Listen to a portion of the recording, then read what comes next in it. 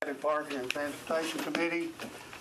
We have second substitute bill, BL 2018-1202, Mr. Elrod, and it has a proposed amendment. Do I have a motion? So move. Second. All right. All in favor? Wait, I've got 2 amendments I need to put on it, if that's all right. I have one. Where's the other one?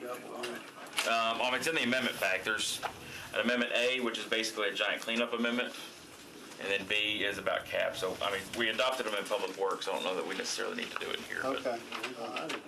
Do I have a motion on the amendment as amended?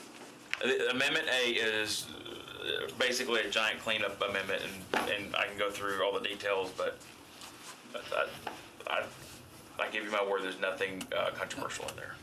All right, any questions? You sound like the last mayor we had. No question. We're on camera, so I'm not going to say anything. That's exactly what I was saying. It's right here. One question. I have a second term that I would like to run for. So One question I had was, we've been doing this for a 1-year term. Is that correct? yeah, I believe it's a 1-year pilot project, potentially even less. And I say that for a couple reasons. One is that a company has to come to Metro, specifically the TLC, and apply for a 1-year permit. It says in the ordinance that they are not guaranteed the right to a second year. It also says that they have to, if we pass anything during the term of their permit, they have to comply with it.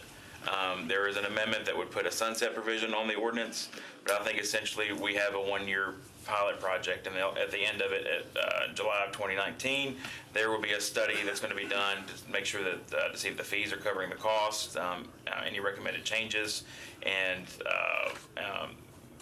just the general impact of these.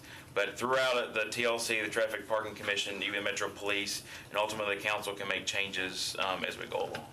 Right. And there's some areas where they can't, but in a lot of areas we can. During that 1-year period? Yes, sir. So we can come back to council and change things up if we need to? Yes, sir. Okay. In that same regard, so, you're talking about a 1-year pilot. There is an amendment as it relates to a sunset provision. I guess, what happens if, you cross over 1 year and the study's not done yet and everybody re-ups their permit and, usually pilots do have like a finite time frame. So can you speak to that a little bit more? I mean, it's really just a pilot in speech only, right? I mean, it's not I understand that argument, but for me, this isn't, and I made this commitment to the Traffic and Parking Commission when this was before them last week, is this isn't a set it and forget it, at least not for me, and I hope that the TLC and the Traffic and Parking Commission don't take it either, because these are going to be, they're different, and I think with the time that Bird was on the street, I think, they had some issues, but I think they were popular. I think the biggest one was them riding on sidewalks, and I think we've taken about as many steps in the ordinance as we can to prohibit them on sidewalks, particularly in the sense that they were already illegal to begin with. So I think we have a lot of ways where we can make changes as we go along, and that's why I purposely included the clause where they have to abide by anything the council passes as through that 1-year permit.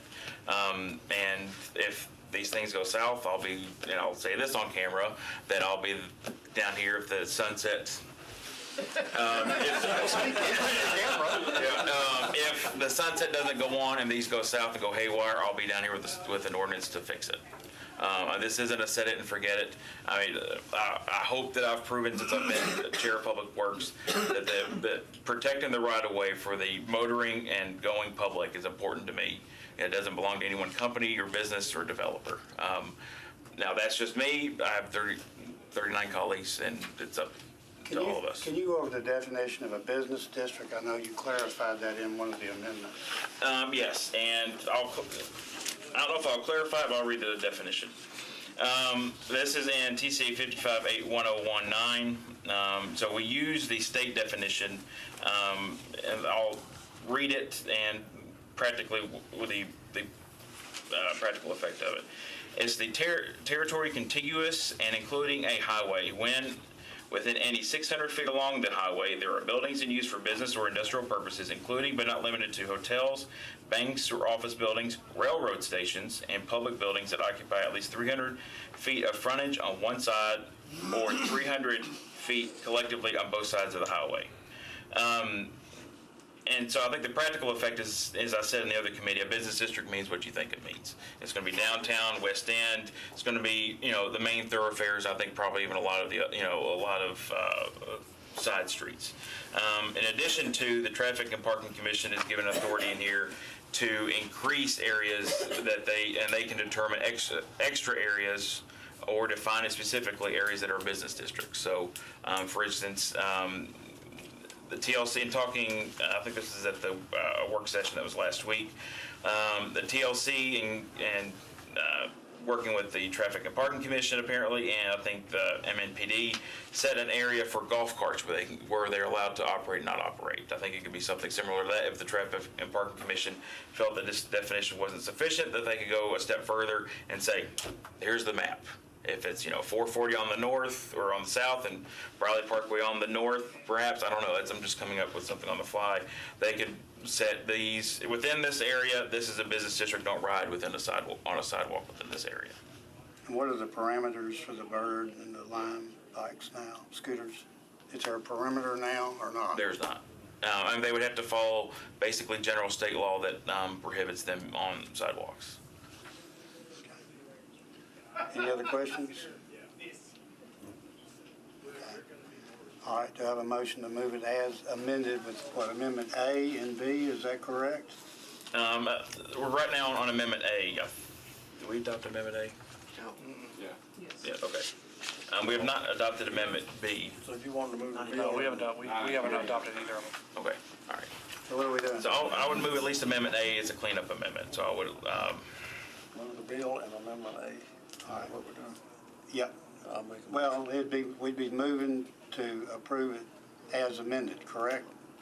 Councilman Elrod? I think we have to approve the amendment first and then we can move All forward. right, all in favor of Amendment. do I have a motion on the amendment? I'll move it. Second. Second, all in favor? Aye. All right, now the bill as amendment, do I have a motion? I'll move it. Have a second? All in favor? Aye. Aye. Okay, bill passes. All right. So that's with amendments A and B. Just Amendment A. Just Amendment A from in here. Not B. Yes, ma'am. Next bill is Bill BL 2018-1285, O'Connell, Bednay, Elrod. This abandons a portion of an alley, number 572, right away. Councilman O'Connell? All right. Do I have a motion? Committee move. So move. Second? All in favor? Aye. Bill passes. Next bill is BL 2018-1286, Syracuse, Bednay, and Elrod. Abandons a portion of Cliffdale Road right-of-way. Move approval. Second. All in favor? Aye. I think that's it. I think that concludes. Great. Thank you all. Thank y'all very much.